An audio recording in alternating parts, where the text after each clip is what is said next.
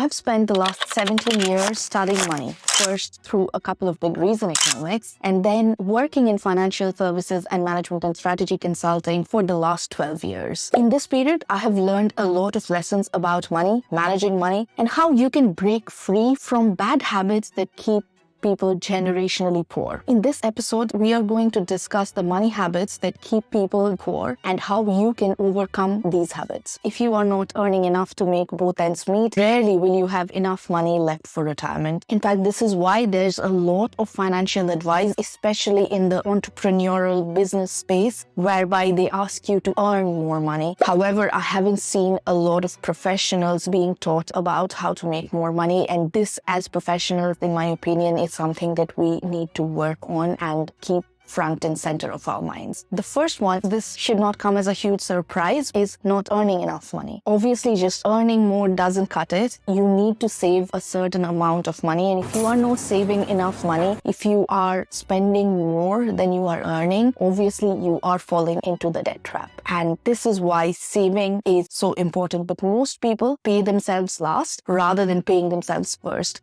meaning they don't automate their finances, which is why by the end of the month, most people are finding themselves short of money. So the second one is savings. I know a lot of people who are actually really good at saving money, but less good at investing. This is a common phenomena because of our loss aversion bias. Loss aversion bias keeps you stuck in your investing decisions, which is why instead of growing your savings pot, you are actually eroding money on your savings pot because of inflation. And unless you start investing that money, your money is not growing and it is actually eroding. The third one is that you are perhaps not investing enough. Typically, you can legally save money by investing a certain amount of money through Roth IRA, ISA type vehicles, whereby you are putting the money in, but the interest that you gain will not be taxed by the government. However, if you are investing money outside of these vehicles, your interest income is also subject to tax, which is why it is always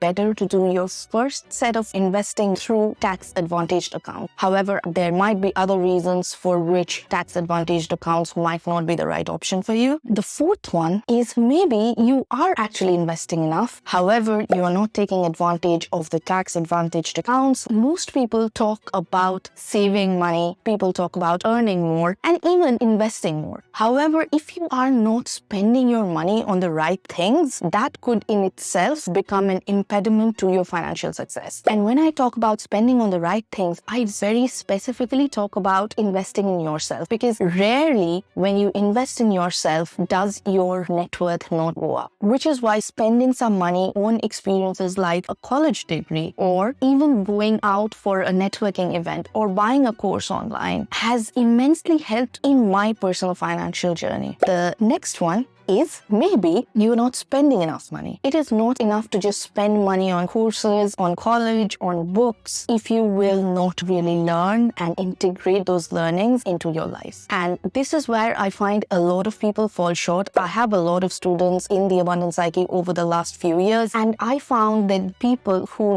learned the fastest and integrated the learnings the fastest saw the fastest growth in their careers, which is why it is not enough to just say, I want to spend X amount of money into my learning. You also have to perform the action of learning and integrating that learning into your life and actually implementing what you learn in these courses into your life. So the next slightly related one is you are not learning enough. The next one is bad debt. There are a lot of people out there who will take out credit card loans or even personal loans, which actually come at a ridiculously high interest rate. And when you tip on to the other side of taking a credit card loan or a personal loan, and you are not really building an asset on the back of that, you are starting to erode your money and your financial future. I don't agree that all debt is bad debt. For example, a home loan or a student loan is definitely not bad debt in my books. However, there are very expensive debts that are not building assets, which is something that you want to be cognizant of and pay very close attention to. Speaking of attention, the next on my list is that you are perhaps too distracted. And this is not your fault. This is really the fault of our society, the current society that we live in. These days, we rarely go anywhere where there's no noise in our ears. If we go shopping, there's music playing. And these days, even when we are commuting, we have our podcasts on. When we are in the shower, we probably have some music on. This is making it really tough for us to find our own alone time, and therefore we are spending our whole lives distracted. And that distraction